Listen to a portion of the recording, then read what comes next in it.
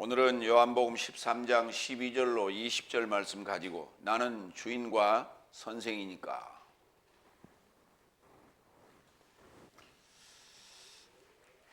나는 주인과 선생이다 그래야 되는데 나는 주인과 선생이니까. 그러면 이제 뭔가 지금 할 말이 있다는 거죠. 선생이다 이렇게 다자로 끝나버리는 것이 아니라 선생이니까 어쩌다 뭐 이런 얘기가 되는 것이죠. 뻔히 아는 얘기를 왜 예수님께서는 이렇게 나는 주인과 선생이다, 선생이니까 이렇게 얘기를 했을까? 이 대단히 중요한 의미를 갖고 있다는 거죠. 그런데 그냥 당연히 예수님은 선생이고 예수님은 주라. 우리가 늘 기도할 때 주 예수여 속히 오시옵소서, 주여 주여 주여 늘 쓰던 말이에요. 주여. 주가 무슨 말이에요? 주. 주인이란 뜻이에요. 주인. 주여라는 말이 주인이란 뜻이에요. 그러니까 주여, 주가 뭐예요? 그랬더니 주가 주지 뭐예요? 예수님 주시요? 주시 아니라고요.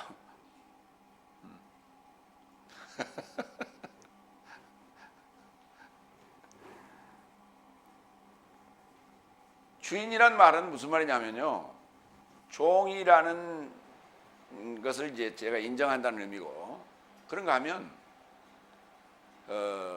자기 남편을 얘기할 때도 우리가 주인이란 말을 쓰죠. 우리 주인께서 이런 말을 쓴단 말이에요. 의미가 상당히 있는 말이에요. 그런데 그냥 우리는 그냥 일상적으로 쓰는 말로 주여 주여 이렇게 늘 해버리고 말았죠. 선생이란 단어도 이제 우리가 너무 흔하게 쓰는 말이에요.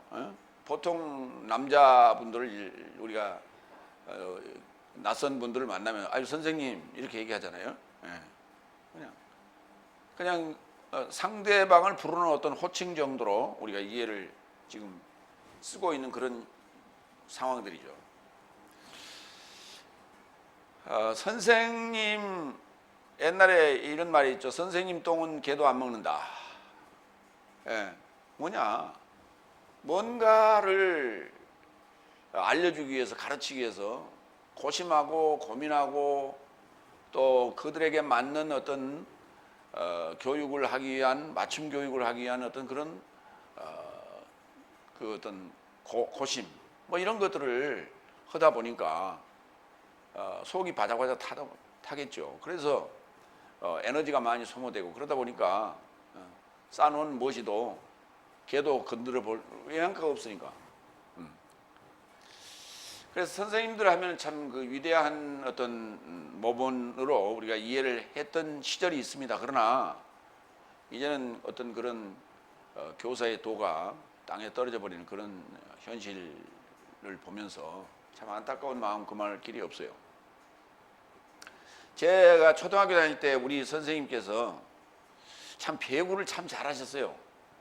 그분은 선생님들이 그 방과 후에 종종 배구를 이렇게 했는데 그분은 이렇게 골을 받을 때 센터를 주로 받는데 이 손등으로 이렇게 잘 받았어요.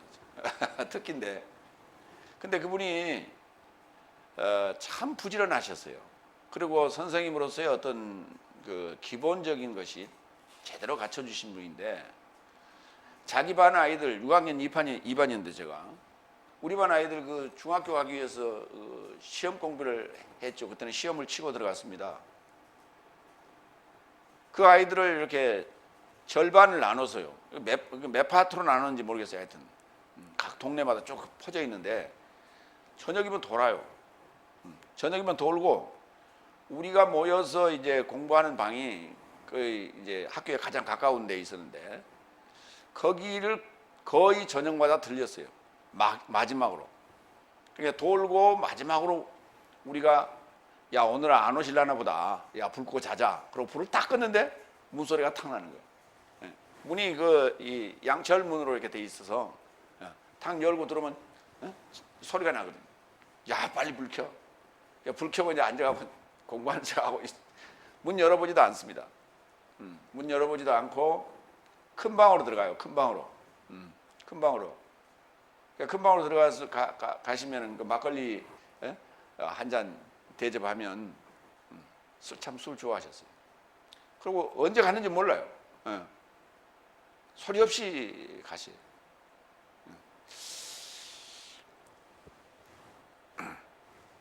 지금은 돌아가셨어요. 그런 선생님. 그러니까 예수님께서는 자신의 몸을 내주면서까지, 목숨을 내주면서까지 사랑하셨다는 그런 선생님.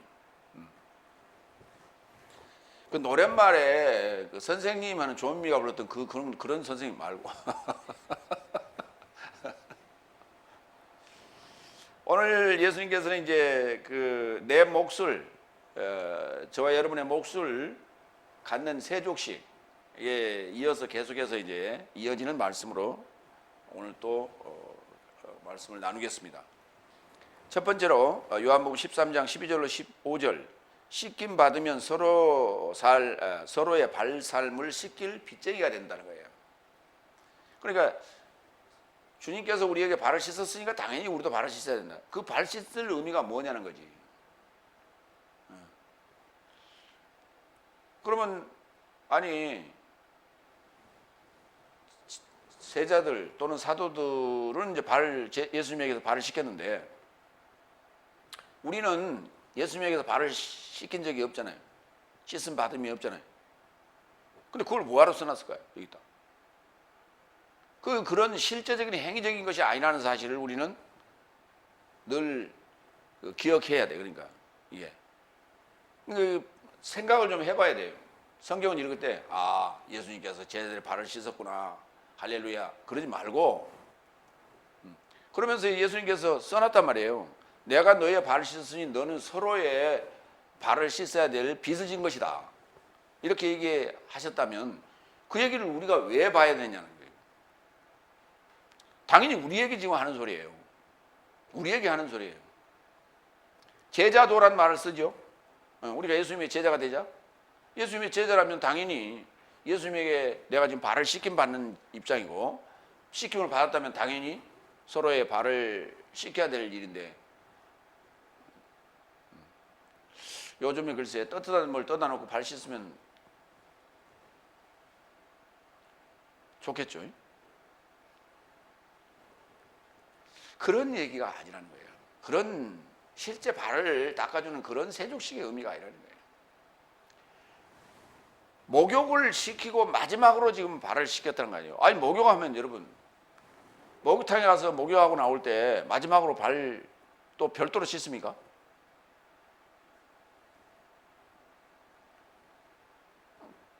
별도로 씻는 건 아니지만 마지막 나올 때 발에 좀 이렇게 하고 좀 나오긴 하죠. 그런 의미도 아니란 말이에요. 그러니까 이게 뭐 절차상의 어떤 행위적인 순서상의 내용으로 보더라도 그게 맞지 않는 얘기예요. 그러면 목욕을 언제 했길래 지금 발을 씻는가? 그건 말이 안 되는 얘기 아니에요. 우리는 뭐 자주 가는 사람은 일주일에 2번씩 또 목욕하러 다닌다는데. 옛날에는 그러면 물을 끓여가지고 목욕하고 했기 때문에 그래서 옛날식으로 써놔서 이렇게 써놨을까요? 뭔가를 우리가 곱씹어보고 생각을 해야 되는데 전혀 자기들 편의주의로 그냥 생각해버리고 마는 거예요. 그리고 의례적으로 그냥 세족식을 해왔기 때문에 그냥 그렇게 하는 것이다 이런 식으로. 그리고 그렇다면 그걸 하고 나서 세족식의 진정한 의미가 뭐라고 하는 것을 일러줘야 되는데 전혀 그건 없어요. 못하지. 그리고 행위로 끝나는 거예요. 그걸로 해갖고 자기는 뭔가 할 일을 다 했다 이렇게 느끼고 있는 것이죠.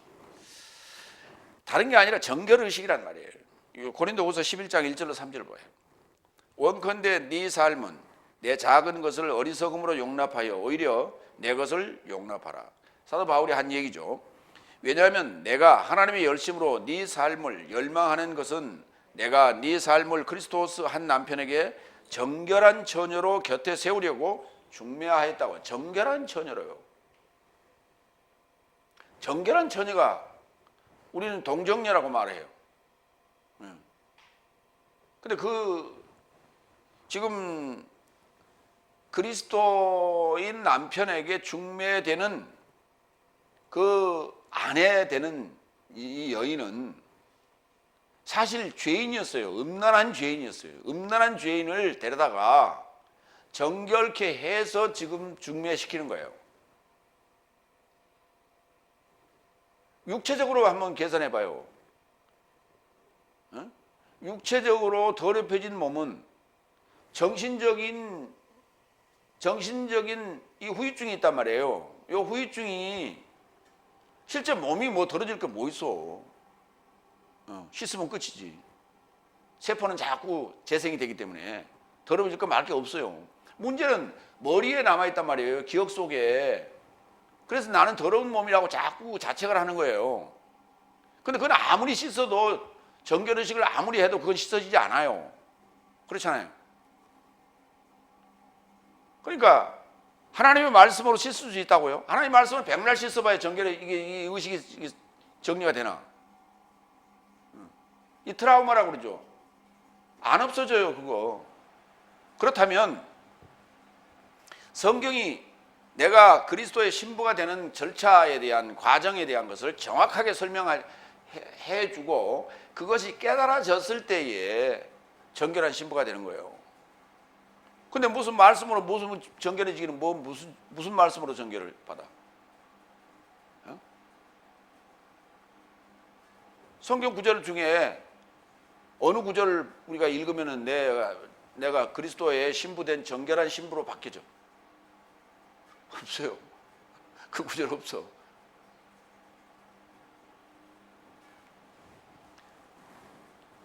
(3절) 그러나 뱀이 그의 교활함 안에서 유아를 속였던 것 같이 네 삶의 지각이 그리스도스에 이르는 진실함과 순결함으로부터 부패되지 않을까 나는 두려워한다. 지각이요, 지각. 깨닫는 지각이 진실함과 순결해져야 되는 거예요. 조금 전에 제가 얘기한 것하고 지금 이게 연결이 되죠? 육체를 더럽혔지만은 육체는 씻으면 끝, 깨끗해져요. 이게 문제라고요. 요 지각이. 그래서 요 구조를 지금 바꾸는 거예요. 생각의 구조를 바꾸는 거예요. 나도 그리스도의 신부가 될 수 있다라고 하는 요 구조를 바꾸는 거예요. 천주교식으로 동정녀 마리아만 성모가 되는 거예요. 성모, 거룩한 어머니. 나머지는 다 죄인 아니에요. 죄인인데 어떻게 그리스도의 신부가 될 수 있어요? 될 수가 없는 거예요, 그게. 그러니까 그걸 우리가 종교라고 그래요. 종교라는 어느 집단에 들어가게 되면은 죄인이라는 굴레를 씌워가지고 꼼짝 못하게 만드는 거예요. 성경은 우리에게 그 본래 죄인인데 그 본래 죄인으로 묶어서 굴레를 씌워서 꼼짝 못하게 만드는 것이 아니라 그 죄를로부터 해방시키는 그 길과 방법을 얘기하는 거예요. 그래서 자유자가 되는 것이 우리가 교회를 나오는 목적이지. 너는 죄인이다 하고 굴레를 씌워놓고 꼼짝 못하게 맨날 그 울타리 안에 가둬놓는 이거는 동물이죠. 가축이란 말이에요. 그건 아니다.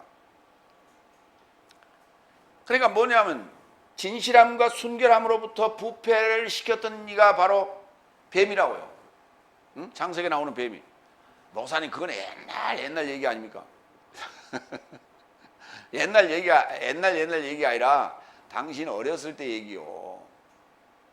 한번 생각해 봐요. 깐난 아이가 이제 점점 말하기 시작하고 뭐 하면서 자기 의사를 밝히기 시작하는데요. 예.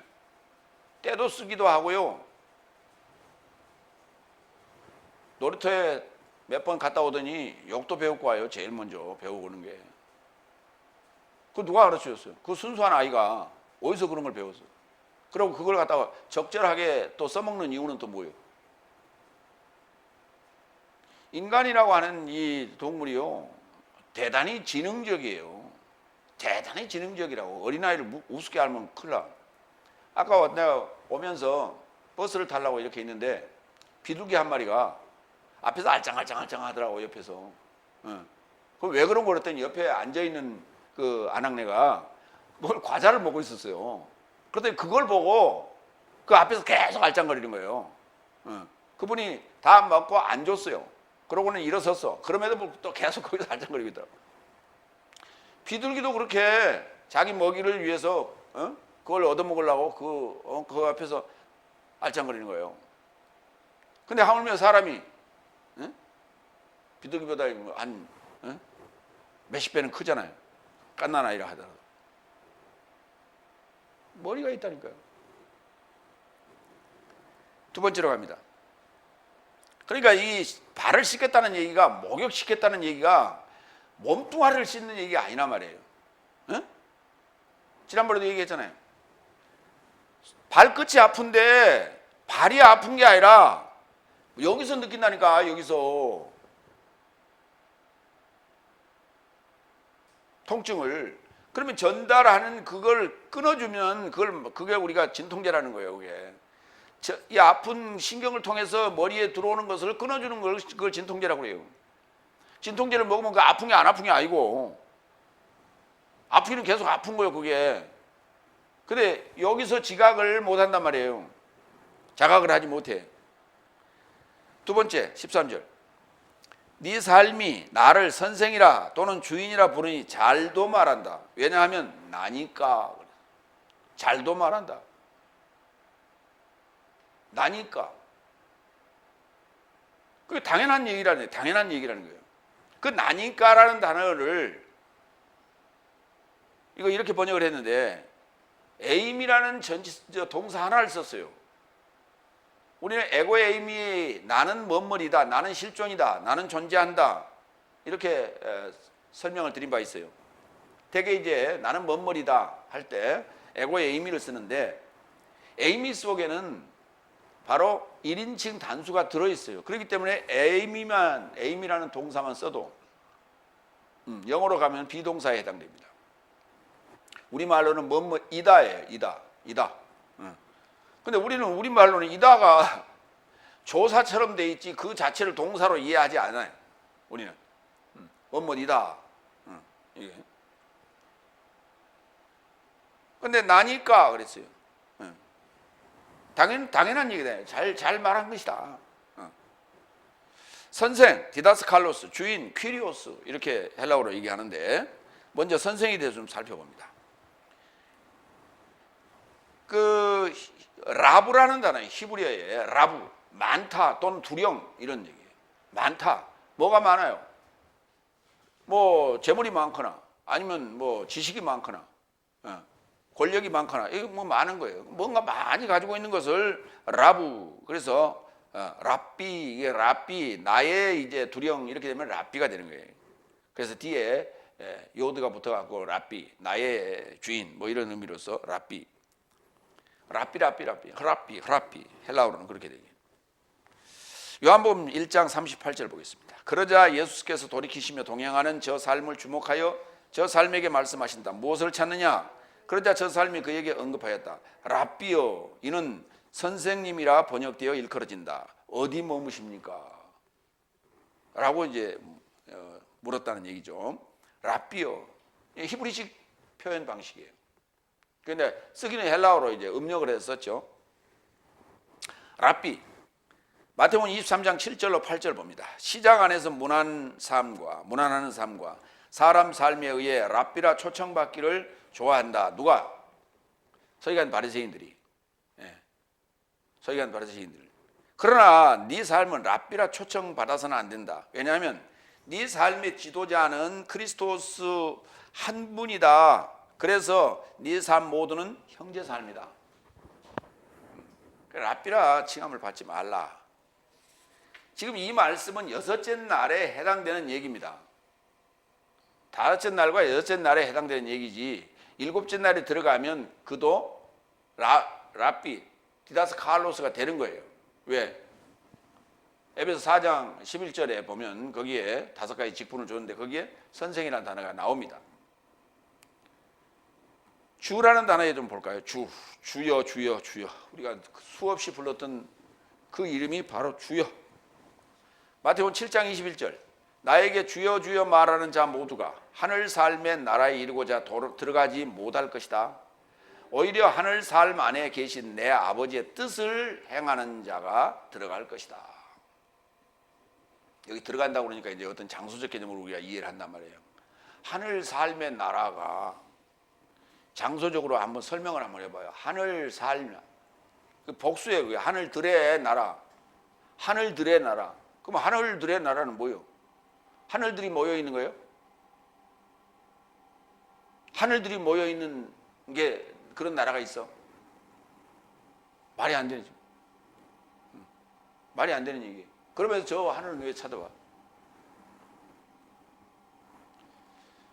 하늘 삶의 나라는 아주 깊은 의미가 들어있는 거예요. 히브리어부터 지금 헬라어까지 다 풀어내야 될 그런 단어가 이 하늘이란 단어예요.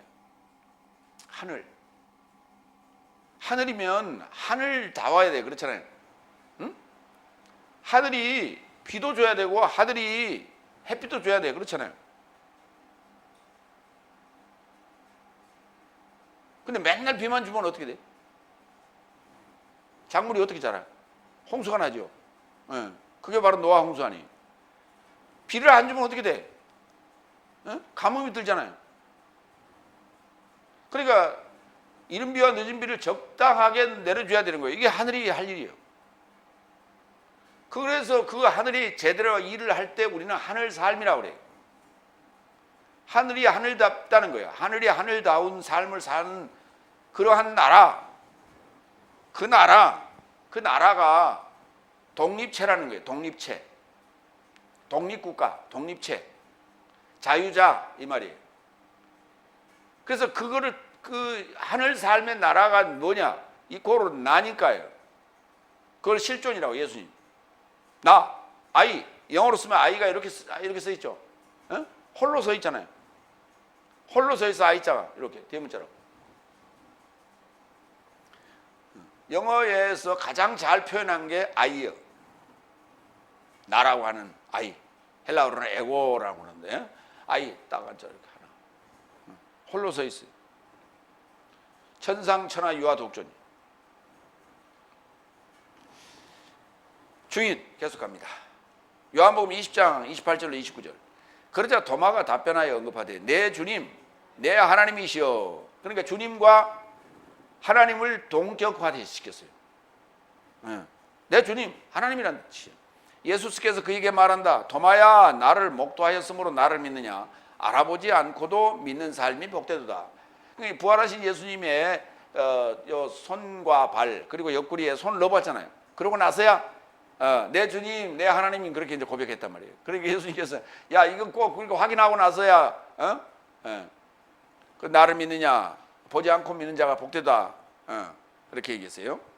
계시록 17장 14절. 이 삶은 희생양에 결합하여 싸울 것이고 희생양은 저 삶을 이길 것이다. 이는 주인 삶의 주인이요 왕 삶의 왕이요 그에 결합한 삶은 초청한 삶과 택한 삶과 믿음직스러운 삶이다. 희생양이 누구냐? 주인 삶의 주인이요 왕 삶의 왕이라고요. 그러니까 왕 삶을 사는 이가 있고 주인 삶을 사는 이가 있다는 거예요. 그렇죠? 이게 일곱째 날을 사는 이들이에요. 이게 그래서 일곱 대접의 때 이 얘기를 했는데 이 말씀을 하셨는데 그러니까 우리는 지금 일곱째 날에 들어갔다는 얘기는 왕 삶을 사는 거예요. 천년 동안 다스리는 왕 삶을 살아야 돼요. 그 다음에 주인 삶을 살아야 돼요. 주인이란 말은 무슨 말이에요? 상속을 이미 받았다는 의미예요. 상속을 받았어요. 그러니까 아들이라는 얘기는 상속을 받을 대상이고 주인이란 말은 이미 상속자라는 거예요. 상속을 받은 자. 그래서 주인, 내 이름으로 등기가 돼 있는 거예요. 그게. 그러면 여러분 상속자인데 하나님으로부터 뭘 상속받을 거예요? 온유한 자는 땅을 기업으로 받아 땅을 상속한다 그랬는데 땅 나는 한 평도 없는데 땅 한 평도 없는 사람은 어쩌라고? 그게 아니 나는 땅이 10,000평이나 돼. 누구한테 받았는데? 아버지로부터. 자기 아버지로부터. 자기 조상으로부터 받았다고. 하나님으로부터 받은 게 아니라니까. 자기 조상으로부터 받았어. 그 조상은 글쎄 우리 올라가면은 그 조상이 어떻게 그 땅을 취했는지 알 수가 없죠. 대대로 물려온 거라고요. 어제부터? 아담 때부터?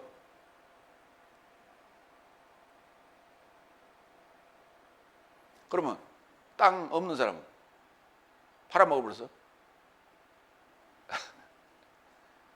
그러니까 그런 땅을 얘기하는 게 아니란 말이에요.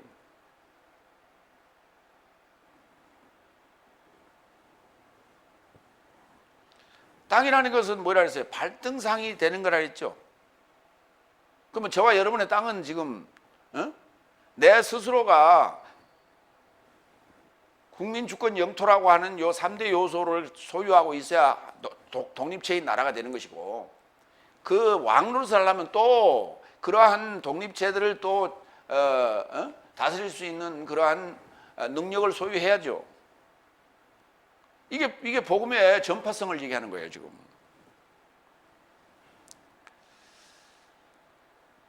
나니까 그랬네요. 나니까 이 부분 좀 보겠습니다. 에고의 의미. 요한복음 4장 24절로 26절. 하나님은 영이시며 영과 진리 안에서 그를 예배하는 삶을 그가 예배함이 마땅하다. 참 이 4장 24절도 굉장히 의미가 깊은 구절이에요. 하나님은 영이신데 영과 진리 안에서 그를 예배하는 삶을, 영과 진리 안에 있으면 누구요? 하나님 안에 있는 자가 누구요? 하나님 안에 있는 자가 하나님이지 누구요?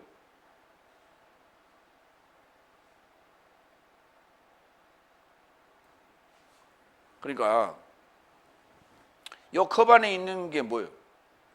물 아니에요. 요렇게 이해를 하면 안 된다니까. 요 N전지사를 요 하나 돼버린 거예요. 하나 돼요. 이 컵과 물이 하나 돼버린 걸 얘기하는 거예요. 하나님 안에 있다는 것은 하나님과 하나 됐다는 얘기지, 뭐 들어갔다 나왔다 하는 그런 얘기 아니라니까요.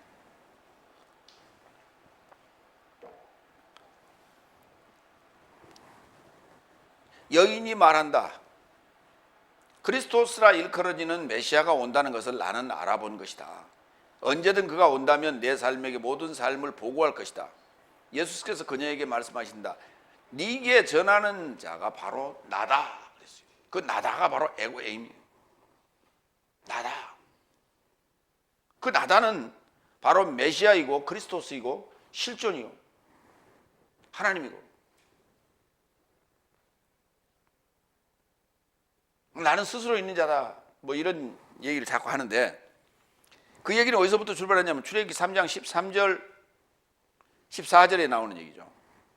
모세가 하나님께 고하되 내가 이스라엘 자손에게 가서 이르기를 너희 조상의 하나님이 나를 너희에게 보내셨다 하면 그들이 내게 묻기를 그의 이름이 무엇이냐 하리니 내가 무엇이라고 그들에게 말하리까. 하나님이 모세에게 이르시되 나는 스스로 있는 자가 아니에요. 에흐예라는 단어는 나는 있기를 소망하느니라예요. 나는 실존으로 존재하기를 소망한다는 얘기예요. 왜냐하면 이게 동사, 칼동사, 미완료 1인칭, 공성 1인칭 단수거든요. 예의라는 단어가. 그 미완료면은 안 되죠. 지금 나는 스스로 존재한다라면, 나는 스스로 있다라면 완료형이어야지. 출애굽기 상황은 다째 날까지도 스스로 존재하는 게 아니라 있기를 소망하고 계세요. 그 말이 무슨 말이냐면 뭔가가 있어야 거기 기생을 하신다니까. 뭔가가 반응을 하고 뭔가가 이해를 해야 하나님이 나타나다니까. 그 안에서 각자 안에, 모든 존재 안에, 인간들 안에 다 하나님의 시가 존재하는데 그 시를 개발해내야 돼요. 하나님의 말씀을 믿고 그 시가 자라날 수 있도록 해야 돼. 그걸 원하고 계신다는 거예요. 예흐예라는 말이. 그러면 애굽에 있는 이스라엘을 데려와라 하는 얘기는 무슨 말이에요? 그들이 지금 나의 집이 된다는 거예요. 내가 그들에게 기생하겠다. 그들과 함께 살겠다는 거예요. 그들 안에서. 그래서 데려오라는 거예요, 지금. 나는 그래서 있기를, 나는 존재하기를 소망한다. 그럼 여섯째 날에 와서 예수님께서 와서 나는 지금 존재한다 그랬다니까. 그러면 이미 지금 누가 있다는 거예요? 나의 집이 있다는 거예요. 그렇죠? 나의 발등상이 존재하고 있다는 거예요, 지금. 그들이 누구예요? 사도들, 제자들 아닙니까? 날이라는 개념이 없으면은, 날이라는 개념으로 성경을 안 보면 성경을 하나도 풀어질 게 하나도 없어요. 그러니까 엉뚱한 소리들을 해놓은 거예요. 나는 스스로 존재하는 자라고. 삼위일체도 삼위일체가 초월적 하나님을 삼위일체로 설명한 게 적이 없다니까. 완성체가 삼위일체 하나님이에요. 초월적 하나님은 삼위일체가 아니요. 근데 이 엉뚱한 소리들 하고 앉았어 지금. 왜? 날 개념이 없으니까. 날 개념이 없으니까 구약은 저 옛날 얘기. 호랭이 담배 피던 시절 얘기. 그보다 전이죠. 그 전 얘기. 이런 식의 막연한 역사적 감각으로 성경을 본다는 것은 그게 전혀 딴 나라 얘기예요. 남의 다리 긁고 있는 거예요, 진짜. 그러니까 믿음이 안 생겨요. 뭐 할 때만 믿음이 오는 것 같아. 기도해 응답 받을 때만 뭐가 믿음이 있는 것 같고, 그리고 힘이 있을 때 믿음이 있는 것 같고, 나이 먹고 허리 아프고 어디 아파갖고 맨날 병원에 다니는데 무슨 믿음이 있어. 또 그런데 거기다 대놓고 당신아 기도하지 말이지, 교인이 돼가지고 말이지, 목사님 기도나 하지, 맨날 병원 다니다. 그 소리 들어봐. 더 맥 빠지지. 믿음이 어디서 생기긴. 피곤해 죽겠는데 어떻게 기도해? 그러니까 힘이 있을 때는 기도하고 새벽 기도도 하고 철학 기도도 하고 하니까 야 뭐 있는 것 같이 보이지. 근데 점점 늙어가는데 무슨 놈 믿음이 어디가 있어?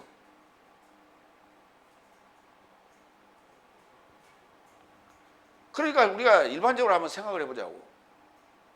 성경을 많이 읽고 하나님 말씀을 많이 듣고 했으면 점점 나이가 들어가면 들어갈수록 진짜 곰국처럼 잘 우러낸 곰국처럼 이게 뭔가 깊은 맛이 나야 되는데, 깊은 맛은 무슨 말이야? 완전 맹물이야. 나이 점점 들어가면 맹탕이라고 다. 엉뚱한 맨날 쓰던 옛날 레파토리만 쓰고 앉았고 있고. 그것도 워낙 많이 써버려 가지고 영양가가 전혀 없어. 뼈다구만 남아있어. 마른 뼈다구만 남아있어.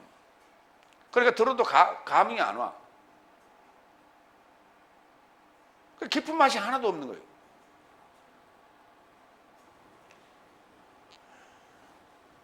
(14절) 다시 한번 읽어요. 하나님이 모세에게 이르시되 나는 있기를 소망하느니라. 또 이르시되 너는 이스라엘 자손에게 이같이 이르기를 내가 있기를 소망하여. 여기 또 나오죠. 내가 있기를 소망하여 그가 나를 너희에게 보내셨다 하라. 말이 맞죠. 그래야 말이 맞지. 그러니까 하나님을 모시려면 반드시 넷째 날 우리는 출애굽을 해야 되는 거예요. 이게 지금 이게 정답이에요. 이게 공식이에요, 이게. 근데 지금 현재 다섯째 날 교인 보고 당신 출애굽 했어? 그럼 물어보면 뭐라고 그래요? 출애굽이 뭔지를 알아? 몰라. 응? 출애굽 할 때 우리는 뭘 먹었어요? 유대인들은 뭘 먹었습니까? 응? 희생양을 먹었잖아요. 어린 양이라고 돼 있는데 잘못된 거예요. 희생양을 먹었단 말이에요. 양이나 염소고기를 먹었다고. 양이나 염소고기를 먹어야 돼. 그렇죠? 출애굽할 때. 근데 그게 이제 출애굽이 뭐냐? 교회 나오는 거. 처음 교회 나오는 얘기인데, 여러분 교회 나오면 염소고기 줘요? 양고기 줍니까? 진짜로 의식적으로 주입을 시키려면 교회 처음 나오면요 양고기 파티 해야 돼. 아니면 염소고기 파티 해야 되고. 그게 겨울에 양고기 먹어봐요. 우리 군대에 있을 때 일주일에 한 번 정도는 양고기 나왔어요. 양고기 나오고 일주일에 한 번 정도는 닭고기 나왔는데, 닭고기 나올 때는 좋았어. 근데 양고기 나오면요, 야 찬물에 가서 그거 먹고 나서 그걸 씻으려면 양고기 그 기름이 말이죠 달라붙어 가지고 와이 묵마 비누 있죠 빨래 비누 그걸로 가지고 해가지고 씻거든.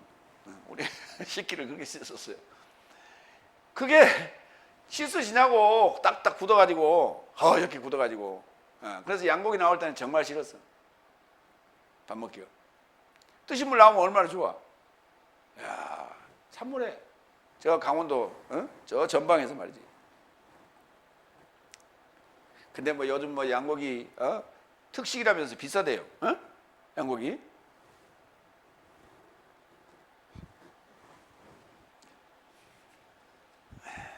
세 번째 14절 15절 그런즉 내가 주와 선생으로서 네 삶 발을 씻겼으면 네 삶도 서로 삶의 발삶을 씻길 빚을 진다. 이제 빚쟁이가 됐다는 얘기예요. 이 빚을 진다는 얘기가 의무라는 얘기예요. 빚쟁이가 걸건 의무. 우리에게는 4대 의무가 있죠. 교육, 국방, 근로, 납세 의무가 있어요. 근데 일도 안 하고 팽팽 놓으면 이거 뭐예요? 4대 의무 중에 하나 안 하는 거예요. 왜? 일을 해야 뭘 할 수 있어요? 납세할 수 있죠. 그 일반적으로 우리가 이제 두 가지는 다 해요. 교육 의무와 국방 의무. 여자들은 국방 의무 또 안 하죠. 근데 왜 국민의 4대 의무라 그래 나는 몰라.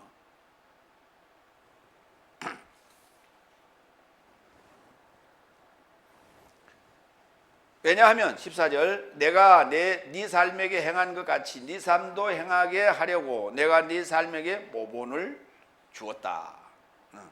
모본을 우리는 보였다 그래야 맞죠. 근데 이거 주었다예요. 그걸 이제 의역을 하면 보였다가 되는 거예요. 디돔이라는 단어인데 히브리서 5장 12절 보겠습니다. 또한 네 삶은 기한을 인해 선생 삶을 사는 것이 의무인데 그거 써놨잖아요. 아까는 선생 되는 걸 금지했죠. 다같은 날에게 하는 얘기예요. 다같은 날에 지금 선생 노릇 하는 얘기가 너무 많아. 지가 대선생이라고 저 까불고 지금 광화문에서 맨날 떠들어대는 친구도 있고. 그 친구 보고 하는 소리예요. 아까 예수님께서 서기관 바리새인 화 있을진저 외식하는 자들이요. 외식이 뭐요? 위선자. 양의 탈을 쓰고 이리짓을 하는 늑대짓을 하는 자들 위선자라고 부르는 거예요.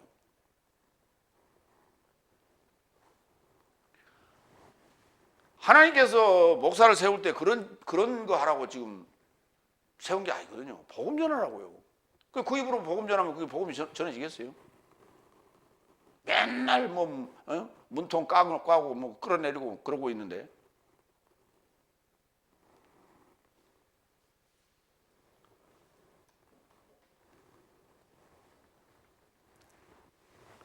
여기 보세요.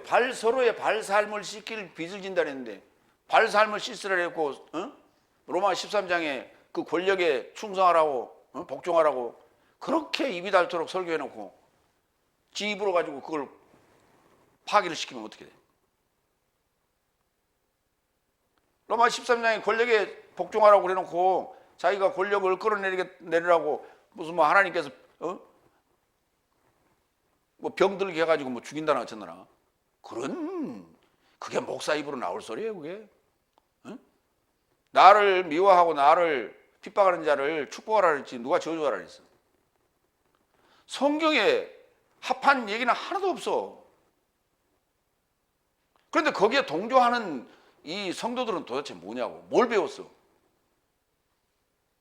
그러니 예수님께서 그들을 향해서 얘기하는 게 선생 노릇을 하지 말라고. 그런데 지금 히브리서 5장 12절은 이건 지금 여섯째 날이나 일곱째 날에 지금 해당돼서 선생 노릇을 해야 될 자들이 지금 그 상태가 안 됐을 때, 그래 우리는 그때 이렇게 얘기해. 야, 좀 철 좀 들어라 그러거든요. 철딱선이 없는 놈아. 그 상황을 지금 얘기하는 거예요. 5장 12절. 또한 네 삶은 기한을 인해 선생 삶을 사는 것이 의무인데 다시 하나님의 말씀의 시작의 초보가 무엇인지 네 삶을 가르칠 필요를 가지고 있으니 네 삶은 젖이나 단단하지 못한 음식의 필요를 갖게 되었다. 그래서 단단한 음식을 먹어야 될 상황이고 지금 선생 노릇을 해야 될 상황인데 이제 젖이나 먹을 수 있는 상황이 돼버렸다. 다시 젖먹이로 돌아가야 될 상황이 됐다. 거꾸로 얘기하면, 바꿔서 얘기하면 이런 얘기예요. 나이가 70, 80 됐는데 보면 애기로 돌아가. 애기로.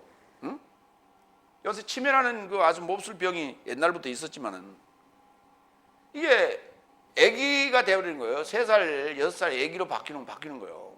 그게 치매 걸리면. 이게 보면 인생의 그 하나의 주기예요. 인생의 주기. 네, 그렇게 가는 거예요. 그러니까 치매 안 걸리고 가는 사람들은 행복한 사람이고, 치매가 걸리면은 똥 싸서 바르고 그런데 그게 애기가 되는 거예요, 다시. 그러니까 그 애기가 안 되려면 우리는 성경이 말하는 분명한 선생 디다스 칼로스가 돼야 돼요. 그래야만이 치매 안 걸리는 거예요. 근데 맨날 또 30대 목사가 돼가지고 한 얘기, 40대, 50대, 60대, 70대, 80대가 돼서도 똑같은 소리만 하고 앉았어. 깊이도 하나도 없고 성경 있는 그대로 세상 얘기 예와 들었던 것, 30년 전에, 40년 전에, 50년 전에 들었던 얘기 똑같이. 그거 누가 듣기를 좋아해? 다 도망가지. 싫어하지.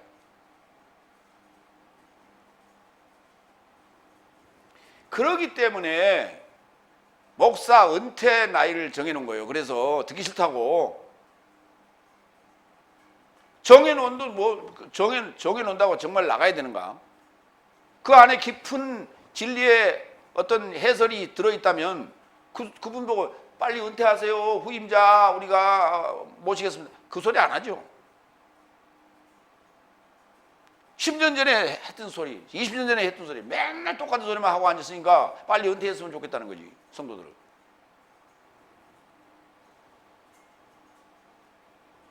사도행전 20장 35절, 이 본에 대해서 얘기해요. 나는 모든 삶이 이같이 수고하여 나약한 삶에 도움이 마땅하고 주 예수께서 주는 것이 받는 것보다 행복하다라고 친히 언급하셨던 말씀의 회상함도 마땅하다는 것을 네 삶에게 본을 보여주었다. 예. 본. 이 본. 슈퍼라고 하는 게 뭐뭐 아래 이렇게 딱 이렇게 자국이 생기는 거예요. 슈퍼. 이렇게 뭐뭐 아래 이렇게 자국이 생기는 건데 그 자국을 보여줬다. 히포데이그마 보여주다. 이걸 이제 히포데이그마가 되면 본 또는 우리가 본 따는다 그러죠. 본. 옛날 양복이나 한복 말 때 그 본 따놨죠. 그래 그대로 이렇게 선 그어가지고 이렇게 가위질해서 자르잖아요. 그래갖고 이제 박음질 하면은 옷이 만들어지는 거예요. 그 본. 모형. 다른 말로 얘기하면. 헬라어로 얘기하면 히포데이그마. 동사로 얘기하면 히포데이크님이.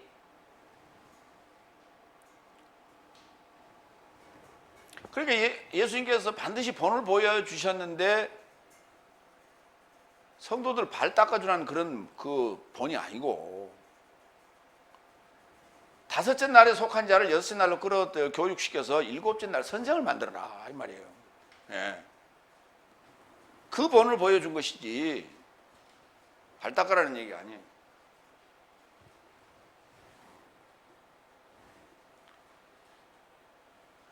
두 번째로 갑니다. 요한복음 13장 16절로 18절. 먼저 네 번째 16절 17절. 나는 진실로 네 삶에게 말한다. 종은 그의 주인보다 위대하지 못하고 사도도 그를 보낸 자보다 위대하지 못하다. 네 삶이 이런 삶을 알아본 것이니 만일 그런 삶을 행한다면 네 삶은 행복한 삶이다.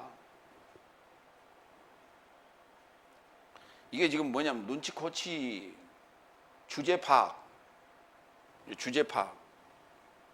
근데 주제 파악을 못하는 사람이 많아. 왜? 이게 양심에 화인 맞아버리면 주제 파악이 전혀 안 돼요. 완전히 자기가 대장이야. 우리가 똘것이라고 그래. 똘것. 돌연변이. 종과 사도는 주인과 보낸 자보다 위대하지 못하죠. 당연하죠. 네. 그러니까 형만은 아우가 없다는 얘기가 그 말이에요. 우리말로 그렇게 얘기를 하죠. 네. 구간이 명간이다 이런 말이 같은 말이에요. 그런데 예수님께서는 그 제자들에게 더한 일을 할 수 있다 그랬어요. 그러면 이건 지금 주제 파악하라는 얘기지. 아니, 한번 생각해 보세요. 형만은 아우가 없으면은 인류 문명은 계속 퇴보를 해야 돼요. 그렇잖아요. 에? 아담이 가르쳐 준 그 문명, 지식, 문화, 거기에 99.9 그 아들이, 그 아들의 또 아들은 99.9 계속 내려가도 뭐 멍청이가 되겠죠. 그렇잖아요. 근데 지금 현재 인류 문명은 계속 발전하고 있잖아요. 더 발전하고 있잖아요.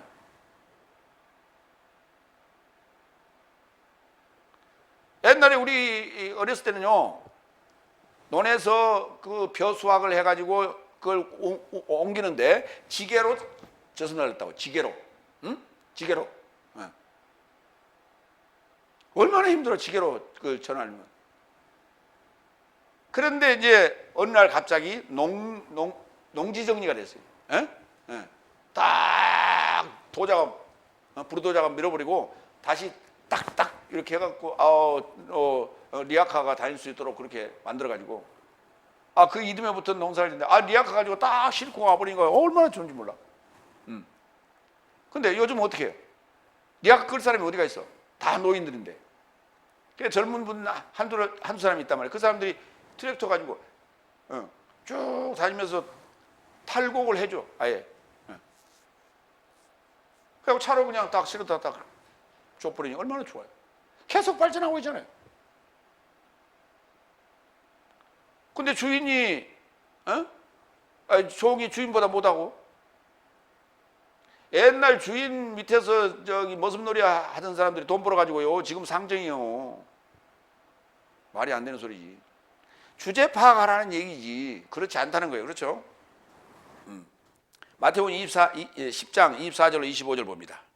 제자는 선생을 초월하지 못한다. 종도 그의 주인을 초월하지 못한다. 제자가 그의 선생같이 종이 그의 주인같이 되고자 한다면 만족스럽다.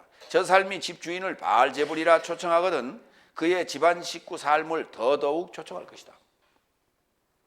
예, 반드시 선생은 제자들로 나를 초월하라고 그러지. 너는 나를 초월하면 안 돼.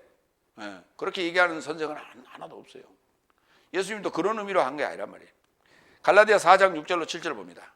네 삶이 아들이기 때문에 하나님께서 그의 아들의 영을 네 삶의 마음에 이루고자 내어 보내사 아버지의 아빠라 외치게 하셨다. 그같이 너는 더 이상 종이 아니요 오히려 아들이니 아들이면 또한 그리스도스로 인한 상속자이다. 그러면 오늘 지금 16절과 본문 16절과 갈라디아 4장 6절로 7절하고는 상반된 얘기예요. 서로. 이걸 어떻게 이해를 할까요? 어느 말이 맞는 거예요? 예수님께서 하신 말씀이 진리니까 그건 진짜 백이고, 요건 갈라디아 4장은 바울이 한 얘기니까 이건 바울 신학으로 제쳐버려요.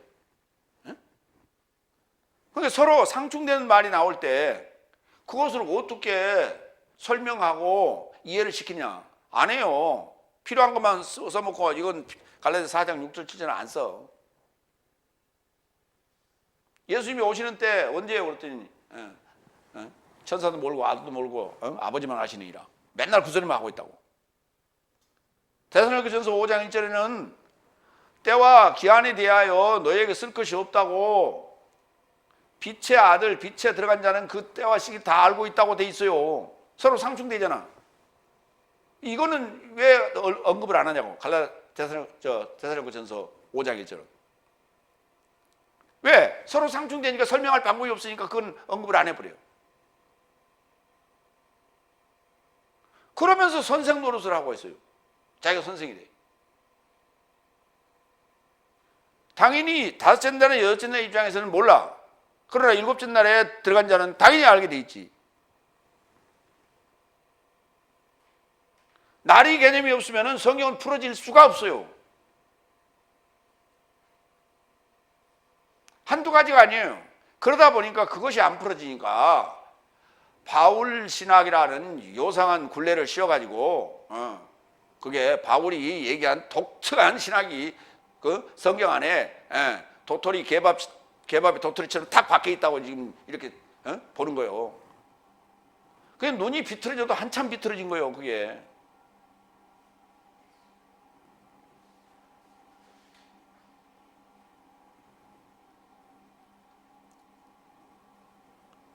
그래서 이제 종은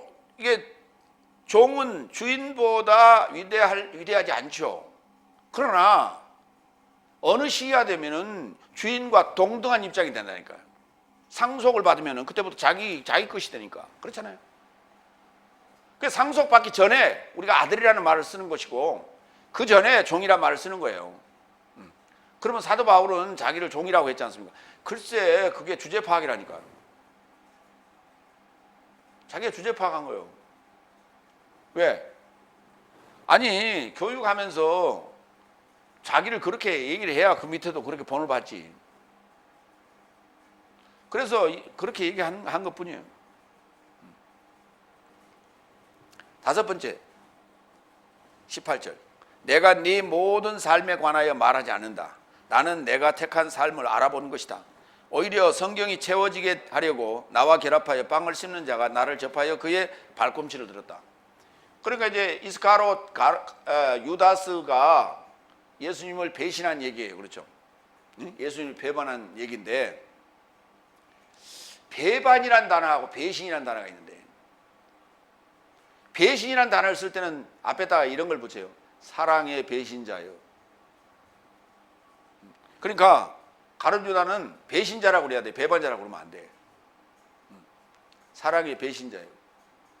그런데 가룟 유다가 없이는 성경이 채워질 수 없다고 응하는 게 아니고요. 성취되는 것도 아니고 성경이 뭐라고요? 채워지는 거라니까요. 성경이 채워져야 돼.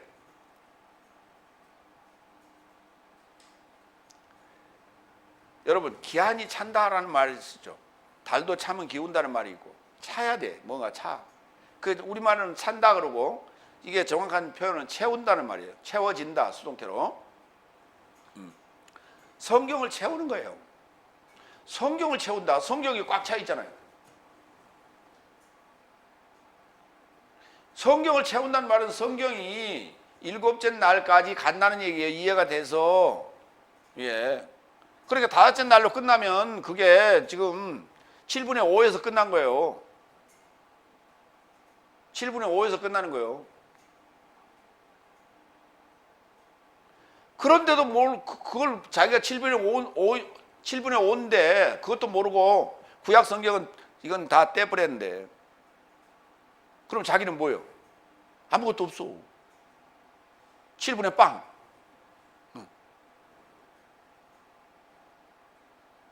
7분의 빵.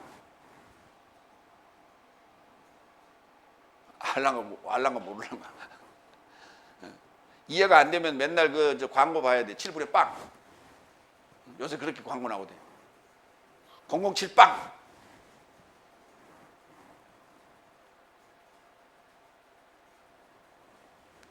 성경은 채우는 거예요. 그래야 내 것이 되는 거예요.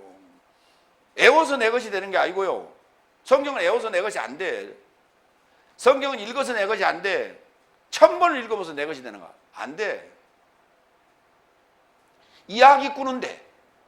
이야기꾼은 될 수 있어. 지식인은 될 수 있어. 그러나 내 것이 안 돼. 배신자여.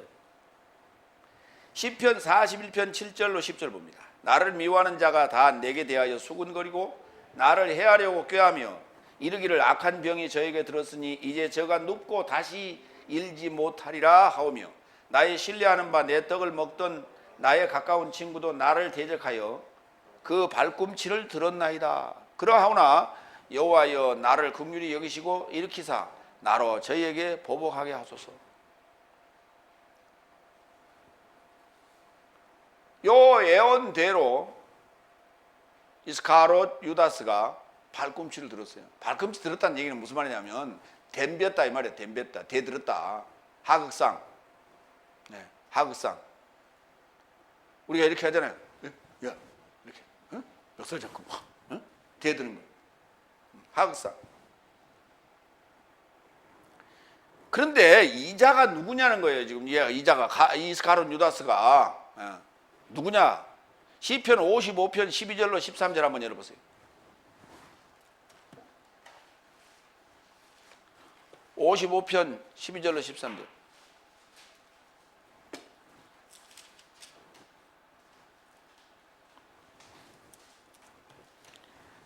나를 책망한 자가 원수가 아니라 원수일진데 내가 참았으리라. 나를 대하여 자기를 높이는 자가 나를 미워하는 자가 아니라 미워하는 자일진데 내가 그를 피하여 숨었으리라. 그가 곧 너로다. 나의 동류, 나의 동무요, 나의 가까운 친구로다. 요 대적자가, 요 나를 미워하는 자가, 나에게 발꿈치를 든 자가 여기 너로다 그러고 너의 동료로다 그랬는데 그게 아니고요. 예. 내가 아는 나의 본성이고 내가 아는 나의 평가고 바로 내가 아는 에노시라고요. 에노시. 아주 약한 놈이라고. 응? 질그릇 같은 애요. 탁 하면 깨질 만한 그런 에노시라고. 누가? 너가요. 그 에스카론 유다스가 응? 가론 유다가 바로 니라고. 너의 평가라고. 너의 본성이라고.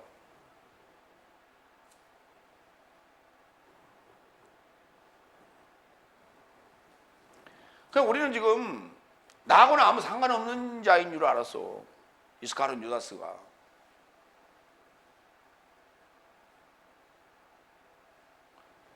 가론 유다 죽었죠.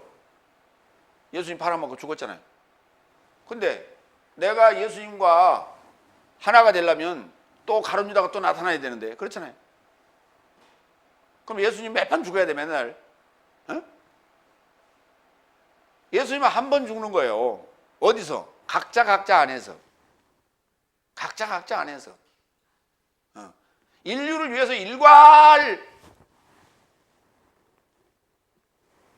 해서 죽으셨다면 인류는 병이 지금 죄가 없어요. 죄가 없어. 근데 죄는 난무하거든. 천지가 죄거든. 그러니까 경찰력이 부족하대 맨날 더 뽑아야 된대. 그러니까 이게 성경을 어떻게 해석할고 고민하다가 믿기만 하면 그런다. 뭘 믿기만 하면? 믿는다는 건요. 과거를 믿는 거 아니에요. 미래를 믿는 거지. 뭘 과거를 왜 믿어? 그걸. 과거는 아는 거지. 돈 좀 빌려줘. 난 너 못 믿어서 못 빌려주겠다. 뭐 때문에? 과거 행적 때문에 미래에 나한테 돈을 안 갚을 것 같아서 내가 못 주겠다는 거야. 돈 빌려주니까 돈 빌려줬어요. 야, 너는 분명히 나한테 갚을 것으로 나는 믿는다. 그 얘기를 왜 해? 그래도 얘기는 해야지. 그러면 그 친구야 돈을 갚을지 안 갚을지 어떻게 알아요? 알아 몰라? 지금까지 행적을 봐서는 분명히 갚을 친구예요. 그렇죠? 근데 어떻게 될지 어떻게 알아? 중간에 죽어버릴지 아니면 사업이 망해버릴지 모르잖아. 아무것도 몰라. 그러나 지금까지 너를 상대해본 나의 경험으로 볼 때는 너는 분명히 갚을 거야. 그래서 빌려주는 거예요. 은행도 마찬가지예요. 신용평가라는 거 그래서 하는 거예요. 신용평가를 해서 이 친구는 신용이 좋아. 그러니까 빌려줘도 될 것 같아. 그래서 신용대출이라는 걸 해주는 거예요. 담보 없이. 그때 우리가 믿는다는 단어를 쓰는 거예요. 그때. 근데 2000년 전에 예수님께서 십자가에 죽으셨다는 사실은 모르는 사람이 누가 있어? 안 믿는 사람 다 아는데. 그걸 뭐하러 믿어? 근데 그건 믿었다고 구원? 말도 안 되는 얘기. 뭔가 이치에 맞는 얘기를 해야지. 이치에 안 맞는 억지를 얘기하고 있어요. 그러면서 그걸 믿음이라고 설명하고 앉았어요. 차라리 돈을 믿지.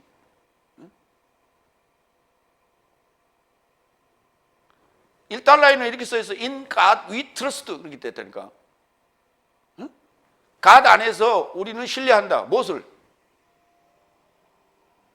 달러를. 목적이 없다니까. 지난번에 내가 목적이 있다 그랬는데 목적이 없어요. God 안에서, 신 안에서 우리는 신뢰한다고. 무엇을? 목적이 없잖아요. 달러를. 그게 더 낫지.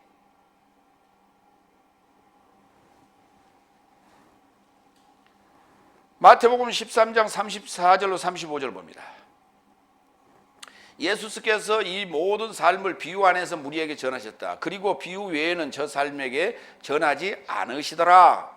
예언자로 인하여 구전된 것이 어떻든 채워지게 하려 말씀하시되 내가 비유 안에서 내 입을 열어 세상의 투하로부터 감춰진 삶을 폭로할 것이다. 어떤 비밀이 열려져야 이게 채워지지, 하나씩 하나씩. 응?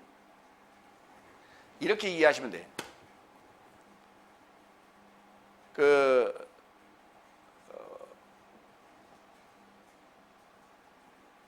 뻥튀기 넣고 팍팍팍 올라오는 거 뭐라 그래? 팝콘? 네, 팝콘. 팝콘 그거 말이죠.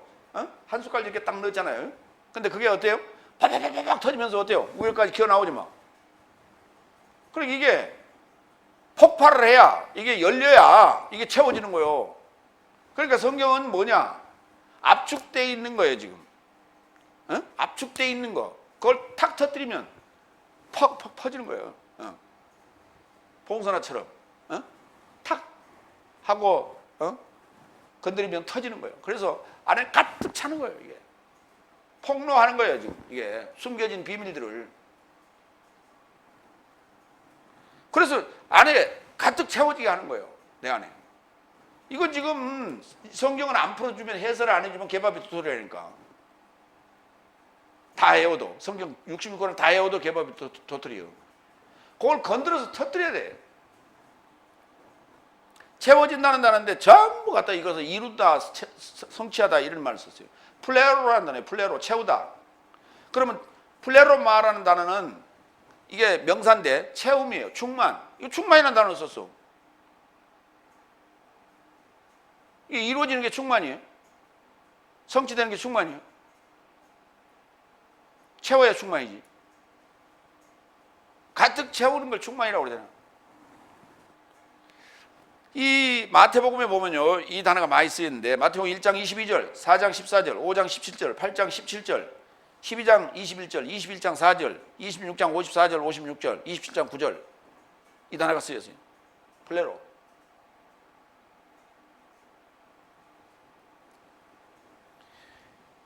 예수님께서도 마태복음 5장 17절에 그랬죠. 율법이나 예언자 삶을 내가 폐하러 온 게 아니다. 율법이나 예언자 삶을 채우러 왔다.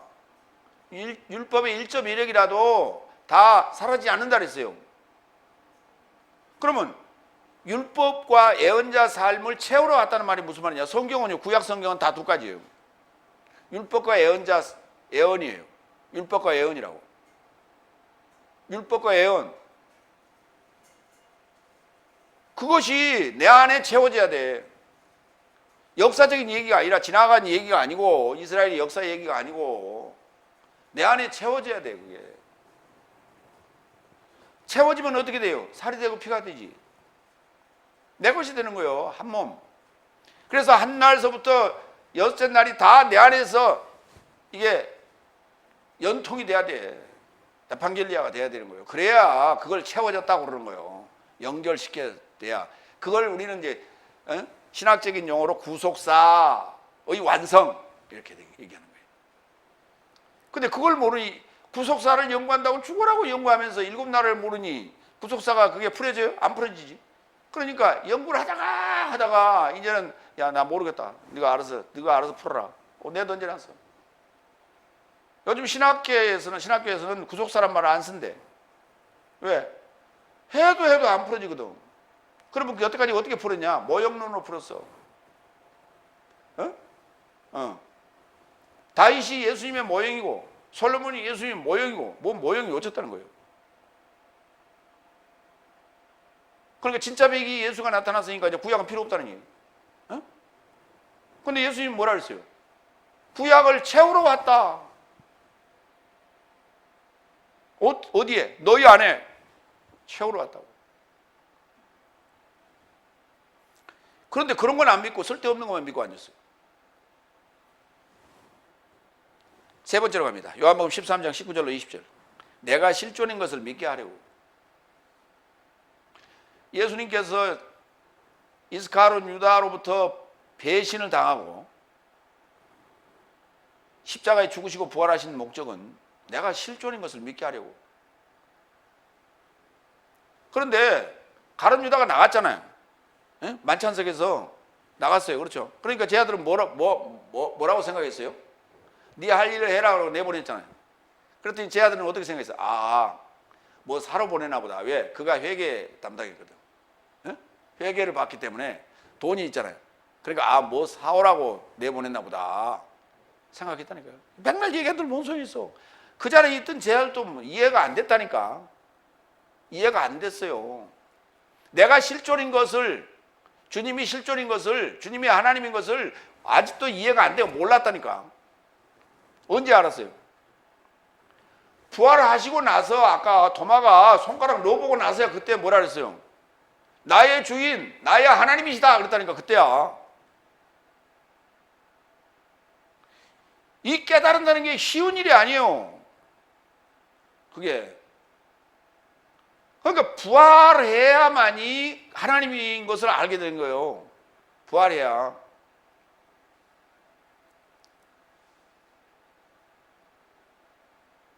그럼 그 부활을 또 이제 부활해야 하나님이라니까. 그렇지. 우리도 죽었다가 이제 부활할 거죠? 언제? 3일 만에? 그걸 누가 봤어? 지금까지 죽었다가 부활한 자를 누가 봤어? 본사가 있어요, 없어요? 아무도 없어. 근데 성경은 아무도 없는 이야기를, 아무도 볼 수 없고 아무도 인지할 수 없고 그거를 뭐하러 써놨을까? 그런 얘기를. 그런 얘기를 써놓은 적 없다니까.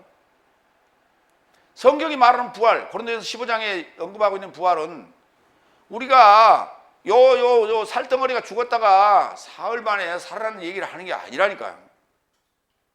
요 정신, 요 사고 뭉치, 요거 이런 게 죽고 새롭게 탈바꿈되는 게 거듭나는 얘기예요.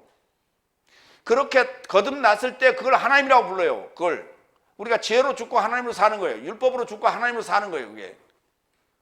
응? 바울이 그렇게 아주 쉽게 설명을 해놨는데 그걸 못 알아듣고 바울 신학이라고 그렇게 폄훼를 하고 앉고 있고. 죽었다가 보여지는 형태가 두 가지가 있어요. 기독교적인 형태는 죽었다가 부활하면 외모는 전혀 달라지지 않았어요. 어제보다 오늘 좀 늙었지. 어제보다 오늘 딱 좀 늙었어. 왜? 24시간 지났으니까. 외모는. 근데 내용은 싹 달라졌어요. 죽었다가 보여지는 것은 귀신이에요. 또 그걸 우리는 귀신이라고 불러요. 근데 죽었다가 살아나는 것을 우리는 참신이라고 불러요. 그 참신이 누구냐? 하나님이에요. 그 비밀이라니까. 경험한 자 외에는 몰라. 아무도. 그랬더니 이제 그거를 나는 예수님을 만나가지고 완전히 사람이 달라져 버렸어요. 어느 날. 그랬다고 자기가 이제 부활했다고. 부활했다고 해도 안 해. 그건. 예수님한테 내가 사람이 달라졌대. 달라진 것 같이 보여. 보이기는. 근데 성경 물어보면 아무것도 몰라. 성경의 내용을 해설을 할 줄 알아야지. 부활한 자가, 하나님 된 자가. 성경을 아무것도 모르는데 무슨 부활이고. 뭐 달라진 게 뭐 있어? 내가요, 악한 자가 착한 자로 살기로 마음 먹으면 그렇게 할 수 있는 거예요. 마음 먹으면.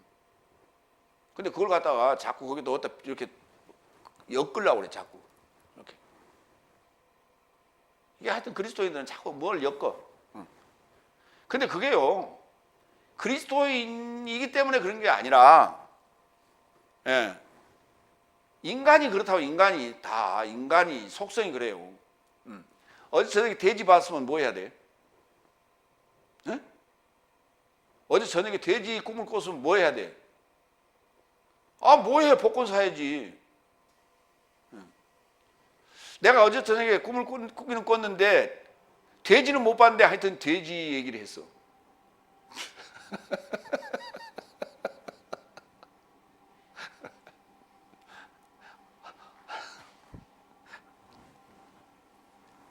이게 인간이라니까. 자꾸 뭐 엮어야 돼. 그렇죠? 예. 어제 꿈자가 영 오늘 뒤숭숭해. 오늘 뭔 일이 있으려나. 자꾸 뭔가. 왜? 성경에 나오잖아요. 요셉이 꿈쟁이 아니요. 성경에도 있는 얘기 없는 얘기 아니라 신약에도 요셉이 꿈을 꾸잖아. 그죠? 그러니까 우리가 일상 이미 가지고 있는 인간의 사고하고 성경에 쓰여진 어떤 내용하고 그걸 딱 매치를 시키는 이 같은 얘기다 라고 자꾸 그 어떤 공통점을 찾아내서 그걸 합리화시켜요. 자꾸. 그래서 성경이 풀어질 리가 없지. 그러니까 비슷하게 써놓게 써놨어요. 겉으로 쓱 봐서는 비슷해. 근데 가만 들여다보면 아니에요. 근데 그 가만 들여다보기를 못해. 왜? 성질이 급해가지고.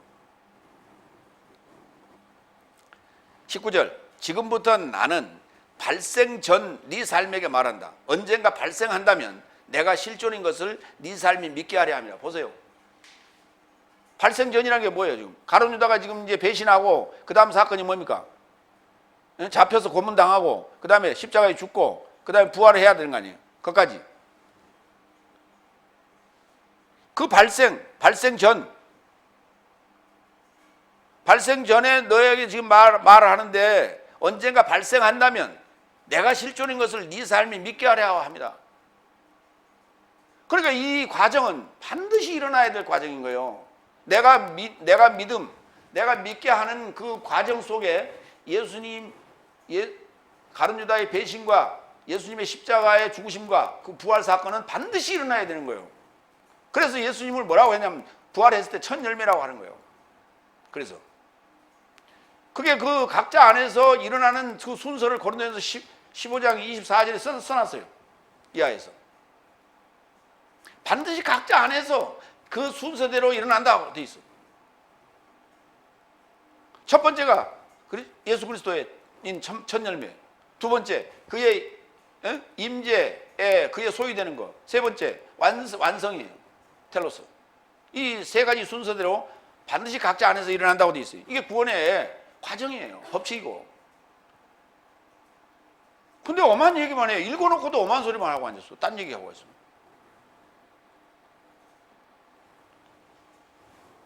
요한복음 13장 1절. 그래서 예수께서 유월절 명절 이전에 이 세상에서 아버지를 향해 옮기려는 그의 시간이 온 것을 알아보시고 세상 안에 자기 삶을 사랑하시되 완성에 이르고자 저 삶을 사랑하셨다. 이 완성이 뭐예요? 믿게 하려 함이라. 발생 후에 믿게 하려 함이라. 지금 내가 미리 얘기하는데 부활하고 나서 얘기해봐야 그건 부활하기 전에 미리 얘기해야죠. 그렇죠? 그래야 그게 확증이 되는 거죠. 그래서 미리 얘기할 뿐이에요. 이게 바로 완성에 이루고자 저 삶을 사랑하신 얘기예요. 근데 가룟 유다는 뭐라고요? 사랑의 배신자요. 사랑의 배신자요. 로마서 13장 10절. 사랑은 이웃에게 악을 행하지 않나니 그런즉 사랑은 법, 노모스, 율법의 체험이라고요. 예언이 체험이라고요. 율법과 예언이 채워지는 거예요. 그걸 사랑이라고 그래요. 사랑. 이리 봐도 내 사랑, 저리 봐도 내 사랑, 안 먹어도 배가 부르는 내 사랑, 어화둥둥 내 사랑. 우리 사랑을 그렇게 표현하잖아. 응? 사랑하는 남녀가 간혹 우리가 차를 타고 가다 보면 거리에서요, 청춘 남녀가 둘이 이렇게 딱 껴안고 이러고 서로 쳐다보고 이러고 있어. 안 추워. 영하 10도가 돼도 둘이 있으면. 응? 그러니까 그 추운데 바람은 쌩쌩 불고 온도는 영하인데도 둘이 그러고 쳐다보고 있어요. 껴안고. 그 추운 날씨도 그 사랑의 뜨거움을 식힐 수가 없다니까. 사랑.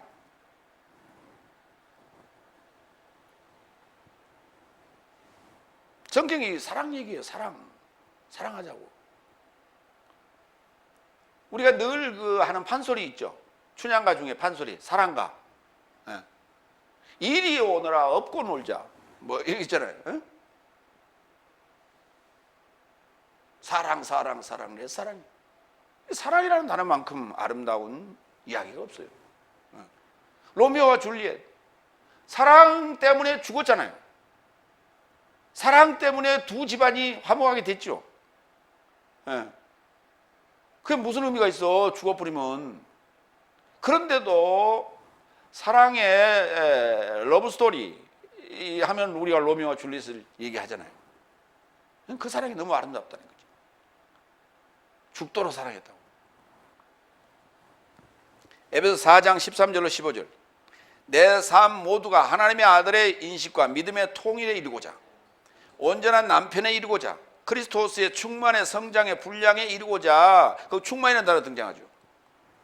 이르고자 도달하기까지. 내 삶이 더 이상 미숙아로 있지 않아 사람의 기만과 미혹의 도취를 향한 교활함 안에서 모든 교훈의 풍조에 운반되거나 요동치 않게 하려 합니다. 내 삶이 사랑 안에서 참되어서 모든 삶을 그에 이르고자 잘할지라. 사랑은 잘하는 거예요. 점점 잘하는 거예요. 그는 머리이신 그리스도스이시다. 그 머리이신 그리스도스에까지 내가 잘하는 거예요. 이게. 그게 잘한다는 얘기가 채운다는 얘기 아닙니까? 예? 채워가는 거예요. 뭘로? 하나님을 아는 지식으로. 하나님을 설명할 수 있는 지식으로. 하나님을 아는 지식이란 말이 하나님을 설명할 수 있어야 돼. 그러면 하늘 삶의 나라도 설명할 수 있어야 돼. 땅도 설명할 수 있어야 돼. 설명할 수 있어야 돼. 자기 안에 채워지는데 왜 설명을 못해? 응? 자기가 천국을 봤는데 왜 설명을 못해? 자기가 예수님을 만났다며 왜 설명을 못해? 인간적인 설명 그걸 누가 못해? 안 보고도 하는데. 봤다는데 왜 못해? 예수님을 설명한다는 건 다른 게 아니에요. 성경 예수님께서 하신 말씀을 풀어줄 수 있어야 돼요. 그거 못 풀어주면 예수님을 설명 못하는 거예요. 외모만 설명하고 있는 거예요. 외모만. 그러면 얘기해. 야, 너 걔를 알아 너? 진정으로 내 걔를 아는 거야?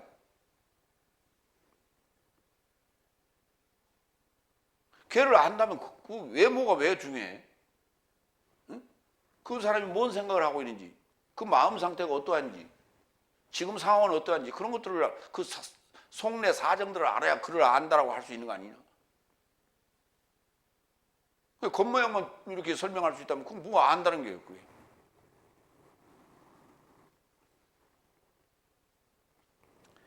일곱 번째, 나는 진실로 네 삶에게 말한다. 만일 취하는 자가 내가 보낸 누군가를 취한다면 나도 취하고 나를 보낸 이도 취한다.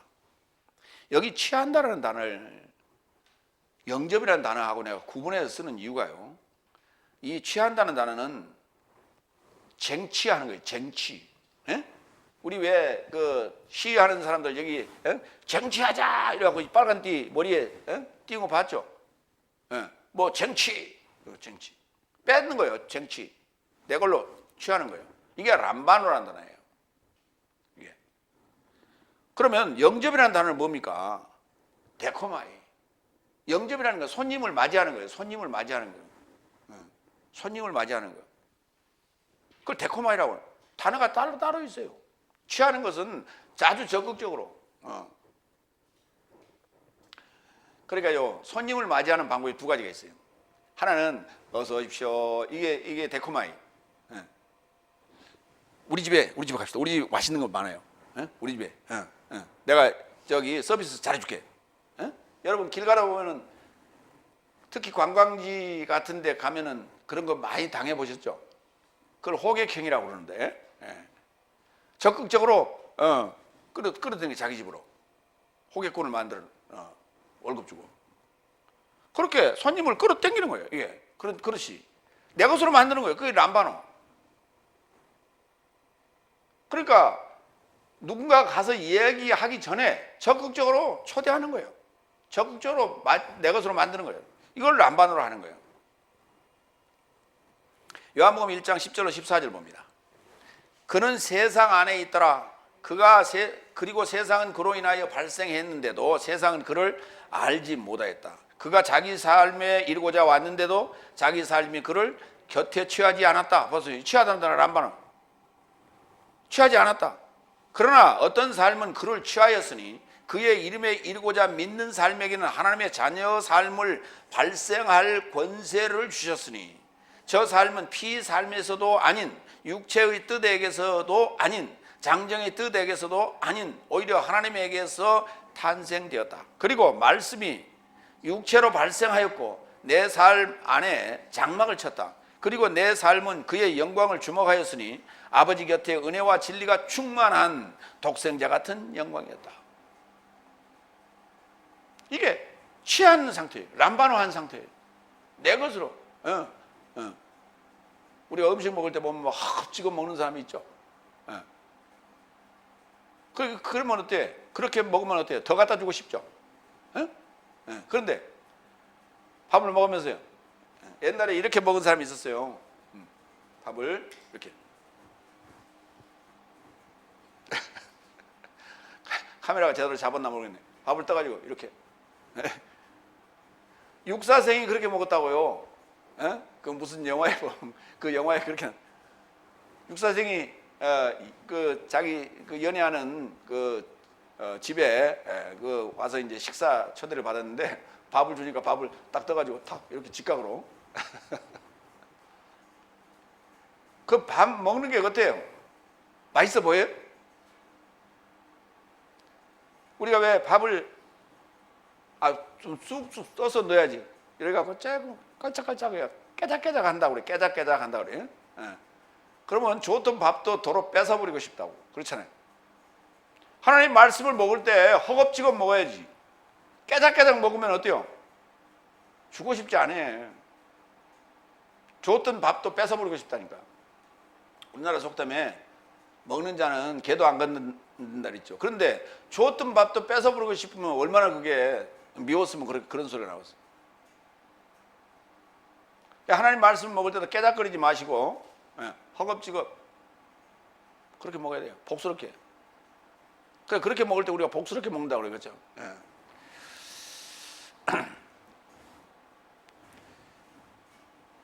13절 다 읽었죠.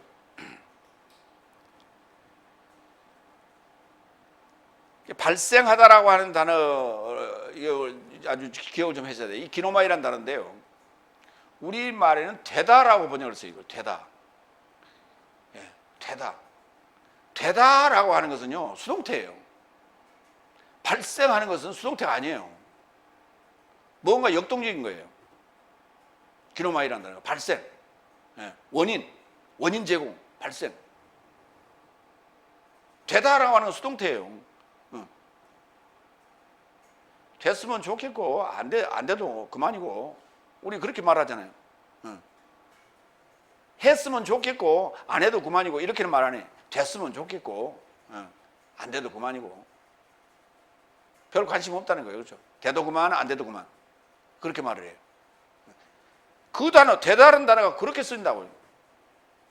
그거는 수동태적 개념이지 적극적인 상황이 아니에요. 기노마일은 발생이라는 개념이라니까. 어떤 원인 제공을 해서 발생하는 거예요. 발생, 발응, 발전 그러잖아요. 발달, 발자 그런 발자네. 그런 의미로 우리가 사용하는 거예요. 그러니까 기노마이라는 단어는 발생하는 거 어떤 일이 지금 발생하는 거예요. 그러니까 그거는 좀 전제하고 이 단어를 쓰고 있는 거예요. 마무리합니다. 이스카롯 유다스의 배신 행위가 발생하기 전엔 크리스토스 예수스의 이름에 이르고자 믿는 것과 저가 실존인 것을 알아보지 못합니다. 알아보지 못했다는 얘기는 믿지 못한다는 얘기예요. 그러므로 가라지를 뽑아내므로 십자가 죽음과 부활을 통해서 완성에 이르게 되는데, 바로 이 가라지, 다른 말로 얘기하면 눈에 있는 들보를 뽑는 거예요. 들보를 뽑아내는 거예요. 그 들보가 바로 이스카롯 유다스예요. 그렇게 되면 그때야 하나님과의 결합임을 알아보게 되는 것이 바로 이 나라의 복음의 비밀이에요. 예. 반드시 각자 안에서 일어나야 될 일이지, 역사적으로 2000년 전에 있었던 것을 써놓은 건 아니란 말이에요.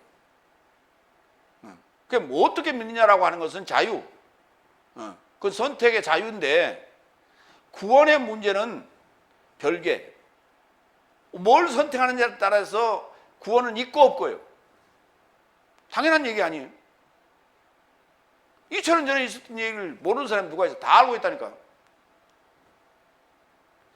지금 달력에 보면 2019년 11월 24일 이렇게 다 알고 있어요. 그렇죠? 2019년이라는 말이 무슨 말이에요? 주후라는 얘기죠. 주후라고 하는 것을 주님이 탄생한 이 지금 2019년 됐다는 거 아닙니까? 이걸 누가 우리에게 알려줬어요? 로마라는 나라가 로마력으로 만들어서 전 세계에 퍼뜨려서 지금 우리가 쓰고 있잖아요. 그걸 양력이라고 그러잖아요. 그러니까 2019년입니다라고 얘기하는 사람들은 다 예수를 믿는 거예요. 사실은 아는 거예요. 금년 2019년이냐 그러면 아니요, 그런 사람은 예수를 안 믿는 사람이고, 금년 2019년 맞아 그러면 그게 예수를 믿는 거예요. 2019년 전에 예수님이 나타난 얘기를 인정하는 거라니까. 근데 뭘 교회 와서 또 믿어? 2019년에 예수가 나타나는 얘기를 또 뭐하러 또 믿어? 그렇게 거품을 품고 얘기하는데 그걸 또 뭐하러 믿어? 그런 얘기 아니에요. 성경은 나라의 복음의 비밀을 푸는 거예요. 팝콘 튀기듯이, 뻥튀기 튀기듯이 팍 해서 가득 채워넣는 거예요. 여러분, 뻥튀기 튀겨가지고 쌀 요만나 가지고 가고 이렇게 한 보따리 가지고 오면 얼마나 기분 좋아? 성경은 뻥은 아니지만 예를 들면 그렇다는 얘기예요. 기도하겠습니다.